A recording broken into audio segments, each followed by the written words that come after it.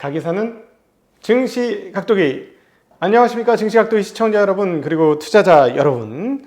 오늘도 멋진 날이 밝았습니다. 뭐라고요? 네, Thanks God, it's Friday. 네, 멋진 금요일이 나왔습니다. 이번 한 주는 뭐 대체적으로 굉장히 기분 좋았던 한 주였던 것 같아요. 그죠? 미국에 계신 분들도 그렇고 한국에 계신 분들도 그렇고 투자자분들은 대체적으로 기분이 좋았던 한 주였다, 이렇게 볼 수 있겠습니다만, 현실의 실물 경제 상황들은 여전히 상당히 어둡다. 2차 팬데믹 상황이라고 표현하는 게 맞을 그런 상황이 지속되고 있다라고 언급드릴 수 있겠습니다. 그렇기 때문에 이제 투자자분들은 이럴 때일수록 항상 겸손하게, 그리고 주변 사람들에게 배려를 더 하셔야 될 것 같습니다. 저희는 이제 사회적 구조 속에서 자본을 다루는 사람은 지금은 수혜를 입고 있는 상황이기 때문에 일반 실물 경기에 있는 사람에 비해서 훨씬 상황이 나은 거예요. 그러니까 이럴 때는 항상 뭐 친구를 만나면 그냥 조용히 내가 한턱 쏠게 이딴 거 하지 말고 조용히 그냥 계산만 하면 돼. 뒤로 가서 뭐 그런 태도를 좀 갖추실 필요가 있지 않을까. 특별히 이제 자영업을 하거나 이런 분들은 굉장히 많이 힘들기 때문에 위로하시고 마음을 같이 하시고 슬픔도 나누시는 그런 모습을 주변 친구들에게 보여주셨으면 좋겠습니다. 왜 이렇게 얘기하냐?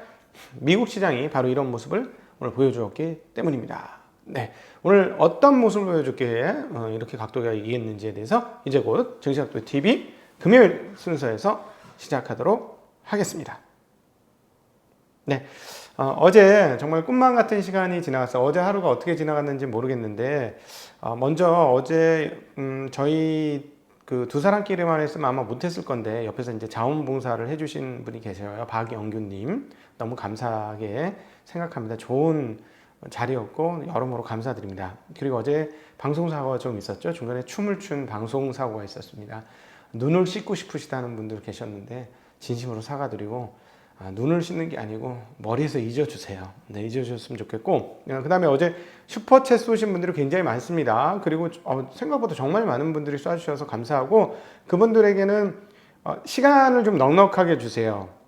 네, 꽤 많은 분들 사인을 해야 되기 때문에 그 사인을 해서 이렇게 하려면은 시간이 많이 걸리겠죠? 네, 넉넉한 시간을 주세요. 그러면 사인본을 해가지고 여러분들에게 발송을 해드리도록 하겠습니다. 그리고 저 같은 분들이 좀 있으시잖아요. 슈퍼챗이 뭐야? 막 이러면서 그런 건 어떻게 해? 하시는 분들이 나도 사인본 받고 싶은데 하시는 분들이 있어요. 그런 분들을 위해서 저희가 곧 계좌를 열어놓도록 하겠습니다. 계좌와 주소를 열어놓도록 할 테니까 거기로 10만 기념이니까 제가 손해를 좀 보는 걸로 할게요. 네.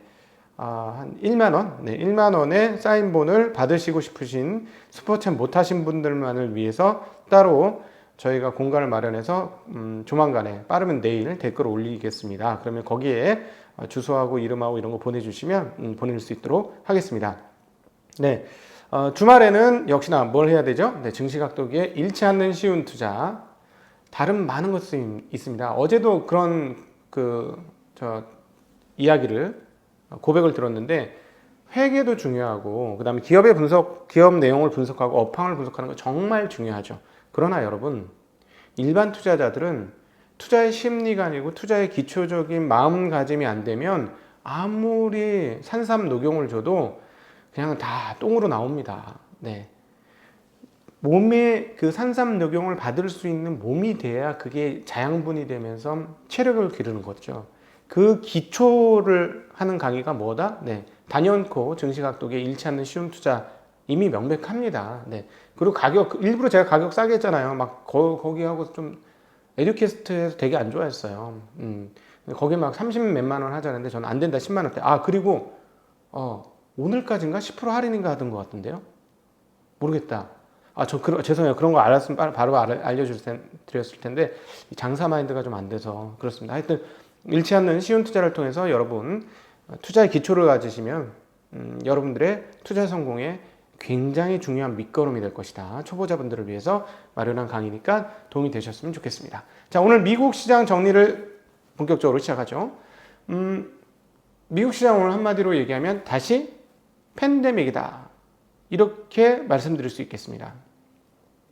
2차 팬데믹이 지속이 되어지고 있죠. 지금 사망자 줄지 않고, 앞으로 이제 바이든이 왔고, 그 다음에 뭐 마스크 100일 쓰고, 그 다음에 이제 추위도 이제 피크에서 이제 떨어지기 시작하는 오늘만 해도 벌써 겨울비 내리지 않습니까? 오늘 정말 따뜻하더라고요. 그런 줄 알고 얇은 헛껍데기 옷 겉옷 입고 나왔다가 추워가지고 혼났네. 자, 어쨌든 2차 팬데믹이 이렇게 진행이 되니까 어때요? 뭐가 나타나요? 집콕 현상이 나타나죠. 집콕 현상이 이게 지금 또 언제부터 11월부터 나타나는 현상이죠. 그러면 어떻게 되겠어요? 4, 4분기 실적에 영향을 미쳐 안 미쳐? 영향을 미치죠. 자, 그럼 어떻게 됐을까? 4, 4분기 실적에 영향을 미쳤으니 컨택은 4, 4분기 안 좋았을 것이고, 그럼 언택은 좋았지. 그래서 빅테크 기업들의 실적이 어떻게 나온다? 완전 좋게 나오고 있다라는 거예요. 지금 상황은 뭐냐면 팬데믹이 나타나고 있고 그 상황에서 부양책이 있어. 부양책. 그리고 백신도 나왔어. 그래서 일단 주식시장은 뛰었어. 뛰어서 막 너무 좋은데 실물 시장의 상황들은 어때? 안 좋다. 자영업자, 소상공인, 소기업들은 진짜 굉장히 어렵다. 근데 집안에서 가만히 있어요. 인간이란 게 가만히 에너지 질량 보존의 법칙 있잖아요. 응? 어느 정도 에너지가 있기 때문에 이 에너지를 써야 되잖아요. 지랄 보존의 법칙 이런 것도 있지 않습니까? 지랄을 평생에 떨어야 될 지랄이 있는 거잖아요. 어제 저녁 저희는 약간의 지랄을 떨었습니다. 나에게도 아직 남은 지랄이 있었구나. 네, 어쨌든 그러니까 그런 이 열량을 소비해야 되는 게 있는데 어디다 해? 네, 계속 말씀드리지만 디지털 디바이스에다 하고 있다는 것이죠. 그러다 보니까 어떻게 돼? 디지털 디바이스가 많이 팔리고 그것과 관련된 기업들이 좋았어. 그게 어제 넷플릭스로 나타났고 오늘은 뭘로 나타나냐면 죽었던 기업이죠. 네, 그리고 한국과도 관련이 있는 이제 기업이 되었습니다. 바로 인텔이죠. 인텔이 4, 4분기 예상보다 훨씬 뛰어넘는 수준의 실적을 발표했다. 아니 근데 몰랐어? 당연한 거 아니야? 제가 그래도 여러 번 인텔에 대해서는 여러 번 여러분들한테 말씀드렸던 것 같아요. 그죠? 인텔이 이렇게 죽을 회사 아니고 그렇게 만만한 회사 아니고 인텔의 10나노는 다른 회사 7나노하고 밀접도가 떨어지지 않는다. 그런 회사다. 그 만만한 회사 아니고 그동안에 정말 그래도 그 반도체 최고봉에 있었던 회사다. 그렇게 만만하게 죽는 회사 아니다. 라고 했었던 기억이 나네요. 네. 얘들이 드디어 4분기 실적을 잘 나타내면서 인텔 기준으로는 폭등을 했습니다. 인텔 기준 6% 올랐어요. 6.4% 올라가면서 급등을 했고 또 빅테크들이 급등을 했고 디지털 디바이스와 관련된 회사들이 상당히 큰 폭으로 올랐어요. 물론 넷플릭스는 어제 너무 올랐잖아요. 16%가 말이 돼. 너무 많이 올랐기 때문에 오늘 떨어졌고 그 다음에 컨택주들은 떨어졌죠. 그래서 보면 야, 이렇게 큰 회사가 이렇게 많이 오를 수 있나? 애플 미친 거 아니야? 할 정도로 애플 또 올랐는데 이런 생각이 드는 거지. 인텔 실적 좋고 넷플릭스 실적 좋고 디바이스 계열이 다 좋잖아요. 제가 말씀드린 딱 뻔히 보이면 그럼 디바이스의 최고봉이 누구야? 지금 애플이지. 애플이니까 애플이 많이 오른 거다. 이렇게 보시면 될 것 같은데요. 3.67%나 올랐고요.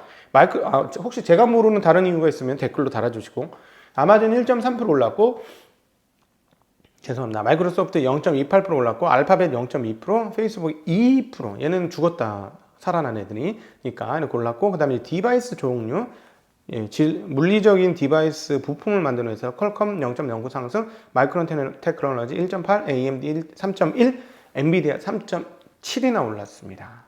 예. 다른 주식들은 웰스파고는 1.4% 떨어졌고 버크사야 0.26, 알리바바 2%, 델타항공 2% 빠졌습니다. 테슬라는 어제 0.64% 떨어졌는데 뉴스에 대비해서는 잘 견뎠다라고 보여지는데 상하이에 있는 주차장에서 밑에가 팍 긁힌 것 같아요. 불났습니다. 이런 뉴스 조금 이따가 다시 한번 요것과 언급된 이야기들을 하나 더 드리도록 하죠.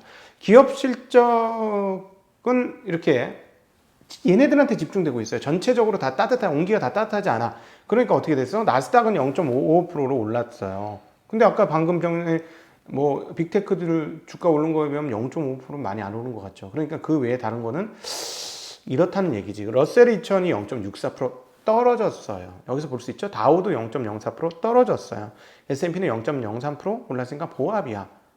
그러니까 이건 뭐냐? 몇몇 기업만 땡기는 장이다 라는 것을 다시 한번 보여주었다라는 것이죠. 이게 어제 시장을 종합할 수 있는 특징적인 흐름이었습니다.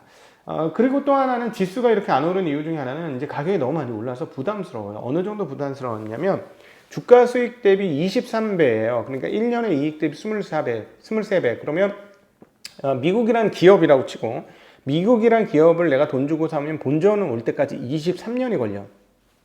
여러분 자본금 투자에서 23년 본전 찾는데 23년 걸리는 자본금 투자 하실래요, 말래요? 어떠세요? 조금 비싸지 않나? 조금 비싸지. 한 10년, 12년, 15년은 그건 견딜 수 있지. 그건 한국이 그렇잖아요. 지금 14, 15, 16 요 사이일 거예요. 4분기 실적 발표하고 연간으로 따져보긴 해야 되는데 한 15, 16? 근데 과거의 고점은 한 14.4배 정도 됐으니까 과거 고점보다 올랐어요. 근데 요즘 돈값이 좀 떨어졌으니까 멀티플이 좀 상향될 수 있다는 것과 한국이 선진국으로 가니까 약간 선진국으로 갈 수 있다는 점과 이번에는 모빌리티까지 드러난다면 모빌리티 쪽에서 일부 거품이 나올 것이라는 것들 감안해 보면 과거보다 약간 더 높은 가격이 있을 수도 있긴 하지만 어쨌든 싸진 않다 라고 현재 상황들을 정리해 볼 수 있겠는데 미국은 비싸다 라고 또 정리해 볼 수 있는 그런 상황이라고 보여집니다. 그래서 전일 미국 시장은 빅테크와 소형 주식들이 차별화되는 시장이었다고 볼 수 있겠고, 이제 금융시장 동향을 한번 이 다음번으로 살펴보시면 유럽 중앙은행이 양적 완화를 동결했습니다. 그러면서 달러가 무슨 흐름? 달러가 약세 흐름, 약세 흐름을 나타내었습니다. 어디에? 네, 유로화에. 왜? 유로화 돈 안 풀겠다고 하니까 그런 것 때문에 그 달러가 약세됐는데 엔화 대비로는 뭐 그다지 약세는 아니었고 아시아권 통화 위안원에 비해서는 약간 약세였다 이렇게 정리해 볼 수 있을 것 같습니다. 지금 기업들의 실적이 얼마나 좋냐면 4분기 기업 실적 발표한 기업 중에서 90%가 시장을 웃도는 예상을 웃도는 실적을 발표하고 있습니다. 네. 앞서 잠깐 테슬라 얘기했는데 중국 배터리 기업 CATL의 운남성 공장에서도 폭발 사고가 있었습니다. 아무래도 좋은 뉴스 아니죠. 자본은 냉정한 것이다. 한국 기업에는 좀 유리한 뉴스가 되겠습니다. 네, 그렇습니다. 더 이상 안 내려가는 목소리가 밑으로 솔밖에 안 내려가요. 솔. 네, 자, 네, 그래서 CATL의 폭발 사고는 아마 한국의 배터리 업체들에 오늘 유리하게 작용하지 않겠는가. 근데 모델 3의 배터리가 CATL 거 아니다라고 CATL이 주장을 하고 있는데 사실은 LFP는 아닐 가능성이 높은 건 맞아요. NCM일 가능성은 NCA, 니켈, 코발트, A는 알루미늄, M이네, 망간, NCM일 확률이 높다라는 거. 그리고 또 여러분 기억하셔야 될 게 브레이크 이븐 레이트가 10년물은 2.1%, 5년물 브레이크 이븐 레이트는 2.2%가 넘었습니다. 그래서 상당히 많이 지금 인플레이션이 올라오고 있는데 크리스찬 라가르드 총재께서 뭐라고 말씀하셨냐면 최근 경제 지표는 팬데믹이 계속적으로 부정적인 영향을 미치고 있지만 인플레이션 기대 심리는 여전히 낮은 상태다. 그래서 통화 정책을 그대로 유지하겠다라고 얘기했어요. 이건 무슨 말이에요? 네, 지금 경제 상태가 나쁘고 그래서 지금 우리 양적 완화를 하고는 있는데 인플레이션이 오면은 양적 완화를 좀 줄일 수도 있지. 근데 인플레이션 안 오거든. 그러니까 일단 그냥 그대로 있을 거야 라고 했는데 대신에 어떤 얘기냐면 현재 굉장히 완화적인 금융 여건이기 때문에 그동안 이번에 새로 만든 팬데믹 매입 긴급 프로그램 이거를 전액 사용할 필요까지는 없다. 그러나 일단 그럼에도 불구하고 이 팬데믹 긴급 매입 프로그램 PEPP는 2022년 3월까지는 우린 지속할 거야 라고 이야기를 했습니다. 그러니까 추가적인 양적 완화가 안 됐다라는 것이 유로화 강세의 주요 내용이었다라고 볼 수 있겠고요. 미국의 실업보험 청구자 수가 전주 2만 6천 명이 줄어든 90만 명을 기록해서 오랜만에 3주 만에 줄어들었다는 뉴스가 있습니다. 원래는 92만 명이 넘지 않을까라고 예상했었고요. 주택 착공 실적 죄송합니다. 아침에 혓바닥을 돌리는 연습을 좀 더 하고 왔어야 되는데 12월 미국의 주택 착공 실적이 전월 대비 5.8% 늘어난 166만 9천 채를 기록하며 4개월 연속 늘어났습니다. 2006년 12월 이후 가장 높은 수준. 주식시장도 버블이지만 미국은 부동산 시장은 2006년하고 비교한다라는 거는 부동산 시장 버블이 상당하다라는 것이고 버블이에요. 버블 맞아요. 제가 보기엔. 이 정도면 2006년이면 완전 버블이잖아요. 2007년 피크 치고 죽었으니 2006년부터 말부터 약간 흔들거리기 시작했는데 2006년 12월 이후 가장 높은 수준이었다는 건 뭐냐? 최고 수준이라는 거지. 지금 최고 수준이야. 최고 수준이라는 건데 이건 뭐예요? 과열이고 고평가고 다 그렇죠. 근데 그때와 다른 한 가지는 그때보다 돈이 2배나 더 많아. 아니야. 그때 8천억 달러였지. 지금 7조 달러, 10배나 더 많아. 돈이 10배나 더 많아. 정확히는 9배입니다. 따지지 마세요. 수학 내 머리가 그렇게 빨리 돌아갈 줄 알았어. 자, 근데 어쨌든 그러니까 이렇게 통화량이 많은데 이거를 고평가고 과열 맞는데 이걸 과열이라고 딱 얘기해야 되는가 하는 고민이 있다는 거예요. 23배 고평가집 2000년 닷컴 버블이 어쩐 때인데요. 완전 고평가고 버블이죠. 근데 그때보다 통화량이 월등히 많다는 이 사실은 도대체 어떻게 해야 할 것인가. 여기에서 애매한 부분이 우리에게 놓여져 있는 것입니다. 그리고 바로 이 점 때문에 예측을 정확하게 할 수 없다는 것입니다.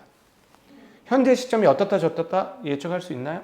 예측을 정확히 할 수 없다라는 점을 여러분 기억하십시오. 그래서 사실은 증시에 참여자들이 모두 신나고 이름값이 높아지고 잘 팔리고 저도 막 인터뷰해달라고 하면 미칠 것 같아요. 계속 끊고 있는데 이렇게 잘 팔리는 시기이지만 애널리스트들한테는 상당한 잔혹사가 되는 시기일 가능성도 높다라는 거. 왜? 안 맞아. 안 맞으니까. 왜? 본 적이 없으니까. 왜? 과거에 경험해 본 적이 없거든. 이런 적은 없었어. 이런 적은 처음이야. 근데 이번에 다르다가 아니고 이런 적이 처음이야. 내가 그걸 알려줄게. 이런 적이 처음이거든. 그래서 거의 대부분 다 틀릴 거야. 맞추려고 하지 마라. 이게 증시각도기의 생각이었습니다. 반말한다고 재수없다고 달아주신다면 다음부터 반말을 조금 덜 하도록 그렇게 하겠습니다. 여러분 오늘은 어떤 날? 네, Thanks God, it's Friday. 네, 오늘도 즐거운 날. 촉촉하게 봄을 앞당기는 겨울비가 내리고 있습니다. 이게 눈이었다면 어떨까요? 서울에 계신 분 금요일에 눈이 온다.